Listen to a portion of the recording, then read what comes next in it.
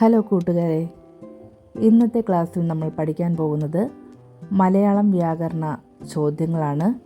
അതായത് 20 ചോദ്യങ്ങളും ഉത്തരങ്ങളുമാണ് ഇതിൽ ഉൾപ്പെടുത്തിയിട്ടുള്ളത്. ഒന്നാമത്തെ ചോദ്യം, ആന വായ പൊളിക്കുന്നത് കണ്ട് അണ്ണാൻ വായ പൊളിക്കരുത്. ഇത് ഏത് അലങ്കാരത്തിന് ഉദാഹരണമാണ്? ഉത്തരം ദൃഷ്ടാന്തം. 2. സച്ചിദാനന്ദൻ. ഇത് പിരിച്ചെഴുതുന്നത് എങ്ങനെ? ഉത്തരം സത് പ്ലസ് ചിത് പ്ലസ് ആനന്ദൻ. 3. രാമനും ലക്ഷ്മണനും ഇതിലെ സമാസം ഏത്? ഉത്തരം ദ്വന്ദ്വ സമാസം. 4. അവനവൻ. ഇത് ഏത് വിഭാഗത്തിൽപ്പെടുന്ന സർവനാമമാണ്? ഉത്തരം ആത്മവാചക സർവനാമം. 5. കടക്കണ്ണ്. ശരിയായ വിഗ്രഹരൂപം ഏത്? ഉത്തരം കണ്ണിൻ്റെ കട. തൽപുരുഷ സമാസം. 6. അനുവാദം എന്ന പദത്തിൻ്റെ വിപരീത പദം. ഉത്തരം നിരോധനം. 7. വെള്ളപ്പൊക്കം. ഇതിലെ സന്ധി ഏതാണ്? ഉത്തരം ദ്വിത്വസന്ധി. വെള്ളം അധികം പൊക്കം. ഇവിടെ മ ലോപിച്ച് പ് ഇരട്ടിക്കുന്നു.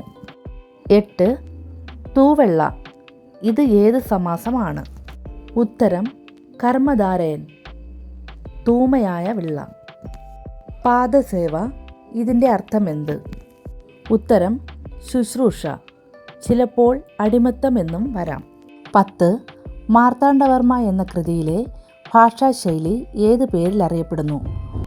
ഉത്തരം വ്യാഖ്യാന ശൈലി. 11. ഉഷ്ണരശ്മി ആരുടെ പര്യായമാണ്? ഉത്തരം സൂര്യൻ. 12. പതിവ്രത. ഇതിൻ്റെ വിപരീത പദം. ഉത്തരം കുലട. 13. അവിചാരിതം. ഒറ്റപ്പദമാക്കുക.